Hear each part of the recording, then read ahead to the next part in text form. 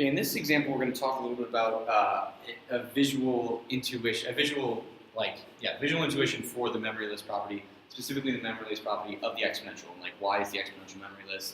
Why does it have this really interesting and strange property? This is an example that was given by Joe Blitzstein in his Stat 110 course in fall of 2016.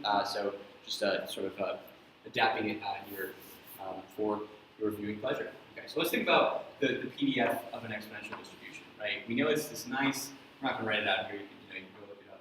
We know it's this nice downward sloping exponential decay.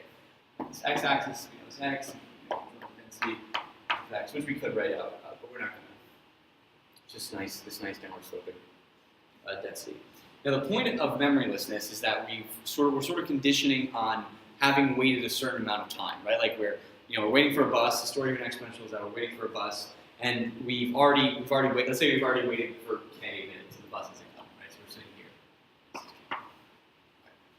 So now we're sitting here. Bus hasn't come, and I think about this like little section of the PDF. So we still have to wait, right, going forward, and our new wait time is a random variable, right? Like we still have a random amount going forward, and we're going to see, like, we know what that random variable is, but we're going to kind of walk through.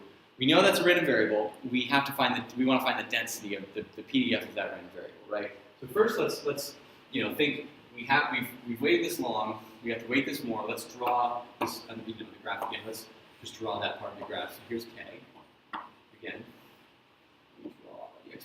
I'm just copying it right now. Right? You might say, I should actually, I'm not going to draw it. I'm not going to shade it. I'm going to draw the part of the curve. And this axis is x again. You might say, okay, is this the PDF of the time I have to wait going forward, right? Like, I stopped at the density here. Is this new section just a PDF? The answer is no, right? Because we know that the original, or this entire original PDF, is a valid PDF, so it must integrate to 1, right? The area, so that means the area underneath must be 1. And this PDF is a smaller section of this PDF, meaning that this area isn't 1, meaning this doesn't integrate to 1, meaning it's not a valid PDF. So what we have to do is renormalize this. We're renormalize this PDF. Normalize means like make it sum to 1, right? Like we need this to sum to 1, we need it to be a valid PDF. So we have to like scale it, right? So now it is like a valid, you can scale it by a constant, keep the same shape, but scale it by a constant. And what happens, as you can probably guess, now let's think about starting at k, right, at 0, right, at the axis. And this axis is x again. What happens is you just get the same graph that you got from the beginning, right? When you scale this little, this PDF up, you get the exact same graph as you got from the beginning, starting at k, but the same graph. The idea is if you if you zoom in on any part of this exponential function, you kind of like regenerate a new exponential function. Like there's a bunch of exponential functions within this, right? So like, even if you went really far down and you zoomed in, it would look the same as the original. So we continue to like stretch it and renormalize it so that it sums to 1, and we continue to get the exponential, right? Like at any part of the curve, you just still, like for the entire curve, we still have this exponential decay. Really interesting, right? Like, that like this, even this little part of the curve is still like a full-blown exponential if we drew it out. Let's think in contrast to the normal distribution, so the density of a normal, right? So let's say we have normal, centered at 0, this axis is x, and let's say we wait for k. I'm going to draw k on this side, actually. Draw the negative axis. So let's say we wait for k, right?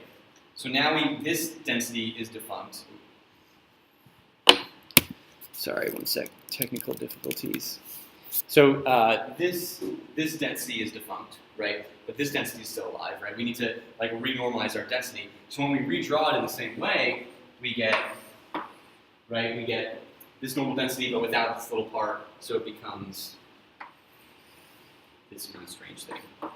And we know that this is not the same as this, right? Like this density extends all the way up to negative infinity. This density stops at k, so it's no longer normal. It's obviously not normal. You can think about going to the right tail, you get something that's not normal. So it doesn't keep regenerating a normal distribution. There's not like infinite bell curves within it.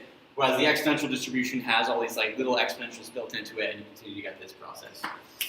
So really interesting, I think. I think it helps a lot to think about memorylessness. It continues like just to be the same PDF, and again, like picture, I think is worth 1,000 words.